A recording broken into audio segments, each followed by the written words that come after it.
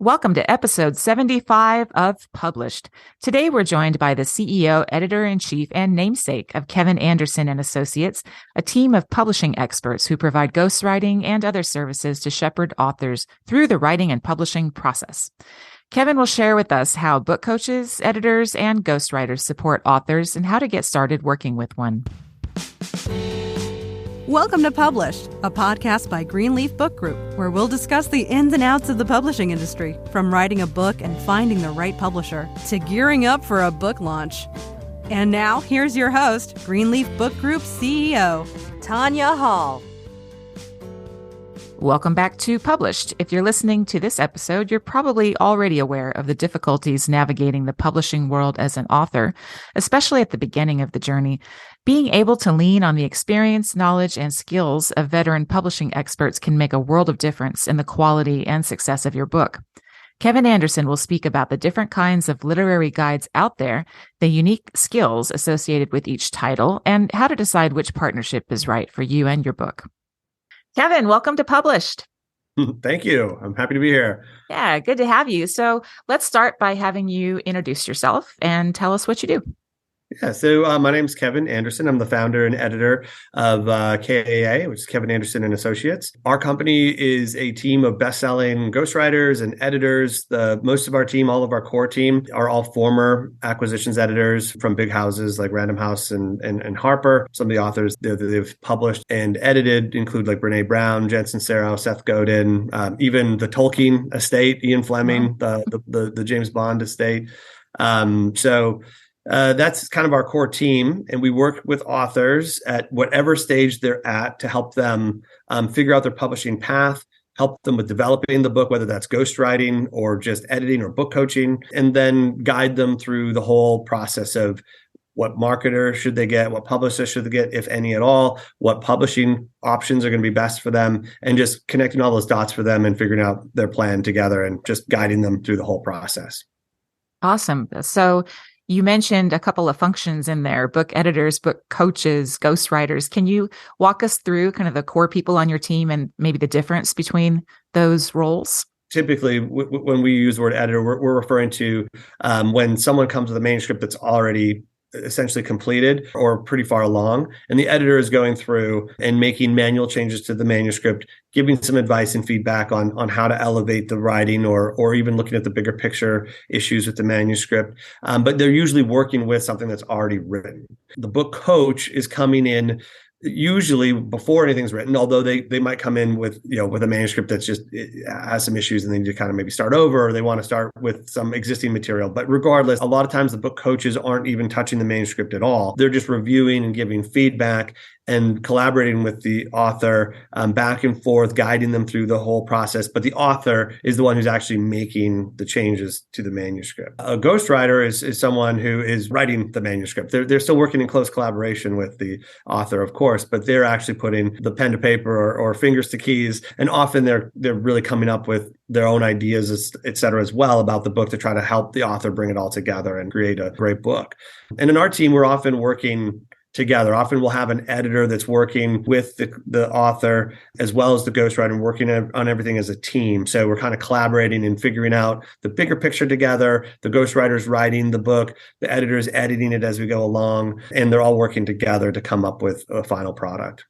And I think a lot of authors are sort of prone to locking themselves in a room and working in a silo, really, and not letting anybody see it until they feel like it's good enough to show. What would you say is the benefit to bringing in an expert versus going it alone? One thing to know is that every single book that's been published, maybe save for a few that I've never heard of, have had multiple people working on that book. I mean, no author is writing and publishing their book alone. So it's very common. In fact, it's the way the books are written that they are edited. So they are getting professional help by somebody else to help fine tune it, to help correct the grammar errors or repetition in the material, whatever it is. There's no book out there that isn't getting professional help. Authors shouldn't have an ego involved I mean, Shakespeare had an editor. So this is just a common part of writing a book. It's never done in isolation. You don't necessarily need to have someone come in and start to do some of the grind work right away, but just having that conversation. What are your publishing goals? What kind of book do you want to write? What are some of the ideas you have, and how do those themes hang together?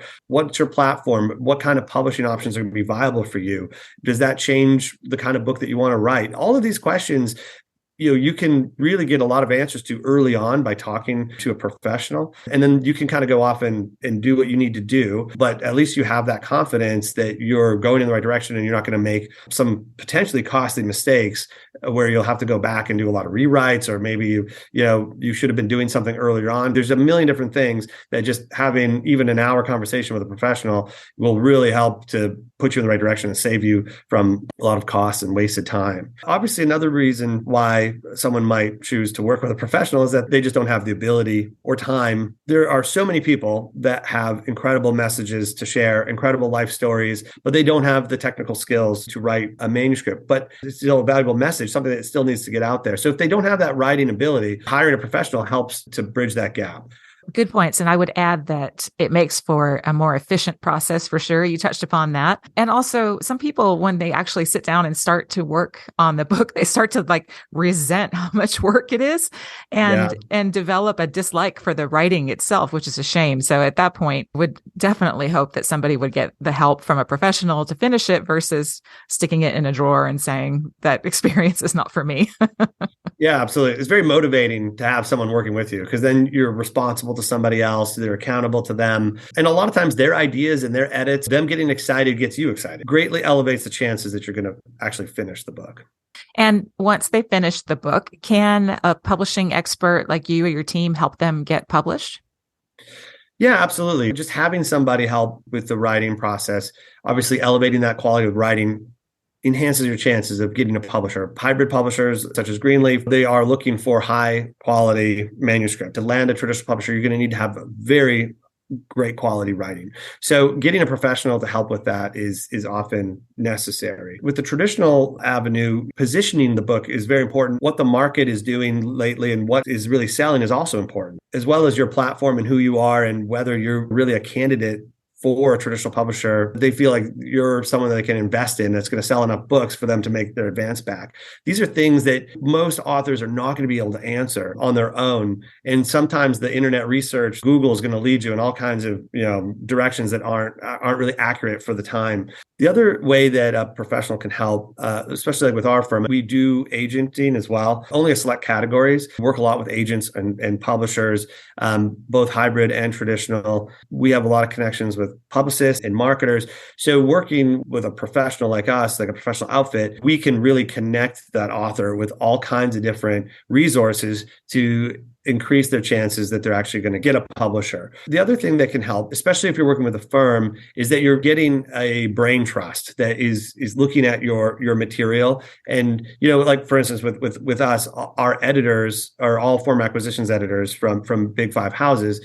And when we get a proposal, when we're working on a book concept, we'll often share that around the shop and everyone will be commenting and reviewing and giving feedback. That committee approach really is valuable to ensuring that the manuscript and the whole concept is at a high level. And that's one thing that we always tell our authors, just start early. It's better to get that information early on rather than when you've already written 50,000 words that aren't worth bringing to a publisher.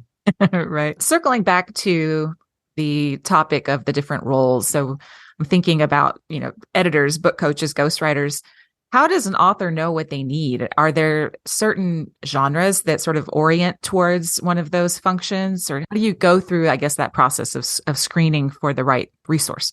You definitely want to have a genre-specific expert. You don't want to be hiring a business book expert for your novel. Think about what the book is that you want to write, and then look at whoever you're trying to get to help you, the professional. Make sure that their list, meaning the books that they've published and been a part of, aligns at least in part with your book. There needs to be a proof of concept there that they understand your genre, they understand your market, and they'll be able to guide you effectively. It's just, same reason you don't go to a heart surgeon to get dental work done, right? I mean, you got to go to somebody that knows what they're doing and is proof that they've done it successfully. Many thought leaders and business experts, celebrities, public figures use ghostwriters because they just don't have the time. In that case, you're going to probably go for a ghostwriter. Or if you're a very poor writer, like we talked about before, if you're just don't have the skills, you'll probably be looking for a ghostwriter rather than like a book coach or someone. But if you're a strong writer, or if you just can't let go of your material, like you really have to be the one to write it, which is nothing wrong with that. I mean, that's great. You'll probably want to lean more towards a book coach, someone who's a little bit more hands-off. Don't necessarily assume that just because someone was a great copy editor before that they're going to be a great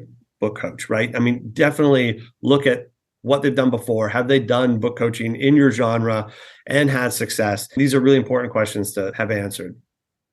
I think authors are usually surprised at how many levels of editorial are involved in writing a book, that it's not just one editor sitting down and, well, typically, and doing all types of editorial, and they actually often will be going through multiple editors. So I think that's an interesting point. You mentioned starting early. So if I'm Joe author or Josephine author, at what stage should somebody look for that help? When they're just thinking about just like sort of a glimmer of an idea, just thinking about the book, or they've actually got an outline? If you could just have a perfect world and they came to you at the perfect moment, what is that moment? I feel like I keep beating the same drum. It's just like as soon as possible, the earlier, the better. Now, blueprints can be changed. You can still make adjustments. It's not like what you set at the foundation is going to be set for the whole duration, but you still are going to want to know what's possible and start to kind of see the framework of what you want to do, both in your publishing path as well as what the actual book is going to be about. And it's very important to understand the bigger picture before you even start writing and planning. I mean, what does success for you look like? Like 3, 5 years from now, what do you want from this book? I mean, the direction that you might take with that book could change dramatically depending on those, and a professional will be able to kind of help you direct your writing and your publishing goals accordingly. And in terms of that relationship between the publishing expert and the author, what does it look like? I guess, when does it end? Do they sort of hand you off as soon as you find a publisher, and then they go on to the next thing and never talk to you again? Or what is that relationship like, especially in the long term? Sadly, a lot of times that's exactly what it is. A lot of times an editor or writer will just come in. They have a job to do. It's very important at the beginning of the process that when you're doing the contract with the writer or the firm, you want to make sure that it's very clear what the scope is. Obviously, it's not fair for a writer to be expected to continue on with you throughout the whole publishing journey if the scope of their work and their contract was 3 revisions at the very end and then that's it. So it's important that what you want from this experience is very clearly laid out. With our firm, we're doing A to Z, staying with our authors throughout the whole process. Once the manuscript is finished, our work is not done. We're still helping with the whole publishing navigation side of it. It's not unusual to have a writing or editing contract with an individual freelancer that's just the scope really does end once the writing's complete. Yeah. And speaking of scope, I know every project is different, but can you give us an idea, ballpark, of what these different professional services cost? You really get what you pay for. You can buy a Toyota Camry or you can buy a Bentley, and you're going to get back a lot of what that investment is. But it depends on what's really right for you. A lot of people are perfectly fine with the Toyota Camry and does everything they needed to. It really depends on what your publishing goals are. But just to give general ranges, if you're looking at somebody who has hit the bestseller list, maybe they've done a couple New York Times #1 bestsellers. Let's categorize this as ghostwriting first. So a ghostwriter that's done some notable titles with traditional publishers and name brand authors, very common to be in the hundreds of thousands to hire that writer. And if you're J.R. Moringer, you'd be looking at $1 million plus. And, you also, he only takes on certain clients. He did the Spare, the Prince Harry's book. It's not uncommon for these really elite ghostwriters to be in the hundreds of thousands. Our top packages are all in the hundreds of thousands, anywhere from 150 to 300,000 for a book. Usually that's a pretty comprehensive package that includes a lot. Who's writing a book proposal, includes, we do beta reader testing. We do a lot of different things within that package. But even with an individual freelancer, you'll see those kinds of prices with a very high-end writer. Now, a lot of ghostwriters are in more of the 20 to 70 range. That's a very common range. As you scale up, typically you're going to see more notable titles, more titles that have hit bestseller lists. Those writers are higher in demand. So you're going to pay more for those. You can get perfectly great writers at the 15 to 20 range and even below that sometimes. But It's unusual to get an experienced ghostwriter that's going to be willing to do it for less than 15. It would probably be at your bottom. Now with book coaches, it again ranges. Our book coaching services can be 30 to 50K if you're working with somebody, like if you're working with one of our editors, like if you're working with Brene Brown's editor, it's going to be for book coaching your whole book, doing the entire process. Again, it's not just the coaching, it's also the bigger picture. You're probably going to be between 30 and 50K. But there's a lot of book coaches out there that have great credits, that have done a lot of great work, that are going to be more in the 7,500 to 15,000 range. Again, it really depends with the book coaching. It really depends what you're getting from that coaching. Take a look at whatever the scope is, like how many hours are you actually getting of interactive time? How many rounds of back and forth are you getting? Because no book coach can work forever, right? And so there's going to be limits to the scope, and it's just going to be fair to both parties if the scope is pretty clearly defined. If it includes unlimited revisions and unlimited reviews and unlimited phone time, then the price is obviously going to go up to account for that. Editing, when you already have a manuscript and they're just going through and adjusting the grammar, the sentence structure, giving some feedback, usually that's between $2,000 and $5,000 a book. It can get higher, especially, again, if you want somebody that has a lot of big name credits. Those do come at a higher price. They're in higher demand. And there's also another service that we do. We call it a critical review and analysis, where no editing is actually done. It's a finished manuscript. There's no editing done. You just have the reviewer review the manuscript and give editorial notes. They might give notes throughout the material, like liner notes, give like a combined editorial note about all the things that need to maybe be changed or considered within the manuscript, given their background and what they think is going to be best for the book, and then hop on a call to discuss it. Usually that service is between $1,000 for like a freelancer to do it. Or if you wanted some, if we're working with one of our kind of executive level editors, then it'd be more about $5,000 to $7,500. Typically, you will save a little bit of money going to like a freelance option, where you're just working with one person, as opposed to like a company or a firm. But there's also a lot of benefits to working with a company or a firm. A company or a firm, if anything goes wrong with that writer relationship, a good firm should replace that writer free of charge. The firm is the one that's responsible to finish that manuscript, not one single part of that process. And the writer is one of those parts of the process. Same with editorial. With a firm, you do have just more assurances. You have a team. You do pay more for those assurances and for that, kind of bigger think tank. And usually firms are doing more for you too, in terms of the start and finish of the project. But it does come at a price. Sure. Get what you pay for. Yeah. So unfortunately, there are some bad actors in our industry, and we hear these terrible stories of people basically getting scammed far too often. How does an author vet a partner like this? And are there red flags? How do we establish that somebody is credible and reputable? We probably get an email every day or two from someone who got scammed. It happens a lot. I'm sure you've heard of these. They're super common. Some of these websites that these companies put up look good on the surface. Like they will look very professional. It's happening all the time. They're taking a down payment. They're usually offering some ridiculous discount, like an 80% discount off their regular rates. The prices will seem too good to be true, like $15,000 to ghostwrite a whole book, which is just, that, like I said, that's very low. If you're going with a firm, if you're going with a company, and if they're saying that they're offering bestseller caliber services, there's no way that you're going to be at that low of a price point. Right away, those are some red flags. We actually did an article on this with the Association of Ghostwriters and Marsha Layton Turner about these scams, because we get inundated by clients that are getting scammed. So that we did write a blog article about this that can be reviewed on our site. It gives a lot of the details of how they kind of operate. I mean, you hear a lot of horror stories about even people who aren't necessarily scammers, just the risks you take when you hire an individual writer. When you're hiring anybody, it's really important that you're looking at their list.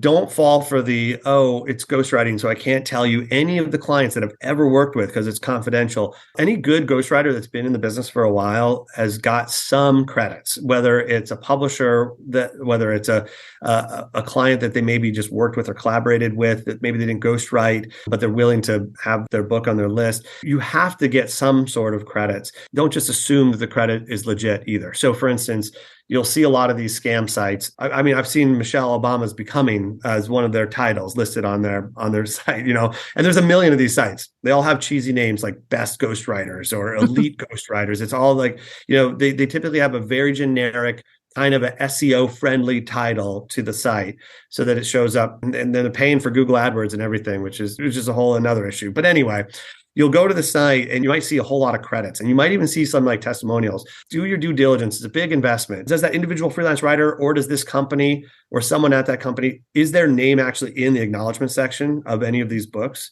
Almost every one of our clients that we work with, our name is in the acknowledgement section of the book, or the name of the writer or the editor that worked on it is in the acknowledgement sections of the book. Sometimes, not always, but for the most part. And certainly any qualified ghostwriter or editor is going to be able to show you a bunch of books that they've worked on with their name acknowledged in the book. That's one way to verify that they've actually done the work that they say they've done. Other ways, look on LinkedIn. Most writers have profiles on LinkedIn. If it's an individual freelancer, they should be connected with a lot of people in the industry. You should see a lot of connections to other writers. You should see a lot of connections to people in the industry, publishers, marketers. They should be pretty well connected within the publishing industry. That's a good sign if they've got a lot of connections and you can see that they've got those relationships. For the companies, there should be somebody there, a CEO, somebody that you can also look up on LinkedIn.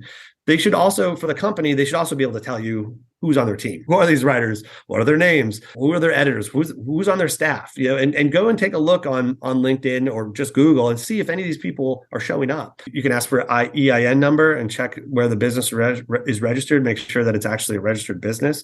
Red flags, they might not have any people actually listed on their site. So it's just like a website, but there's no actual individual humans on the site that you can see and verify that they actually work there. Oftentimes the copy on the site, if you look carefully, you'll see a lot of like little copy editing errors and things like that. But those can be harder to find. They're getting better on those. Dr. Heal Thyself, huh? Yeah, exactly. Well, Kevin, you've been so generous with your advice today. Thank you very much for joining us. And do you have any parting advice for our listeners? Just take action, dive in, hire somebody. It'll keep you accountable. The best insurance policy you can take to making sure that your book actually gets done is to hire somebody to help you with it, because that'll keep you accountable, keep you motivated, and it'll help also, you'll keep you confident that you've got a good product coming out. Yeah, I agree 100%. Thank you, Kevin. We appreciate you. My pleasure. Thanks so much. That's it for our episode today with Kevin. We hope you enjoyed learning about the different publishing guides out there and how to choose the right one for you. For notes and resources from today's show, go to greenleafbookgroup.com/episode 75. You can also find advice for writing, publishing, and promoting your work in my book, Ideas, Influence, and Income, which you can learn more about at ideasinfluenceandincome.com. If you've enjoyed our show, please rate and review us on iTunes, Spotify, or wherever it is you listen to your podcasts. It means a lot to have your feedback and helps us make sure we're answering your publishing questions. A big thank you to Eleanor Fishborn and Madison Johnson, who produced the published podcast, and we will be back next month with another episode. Thanks for listening to Published. To learn more, please visit greenleafbookgroup.com. And remember to subscribe to this podcast on iTunes.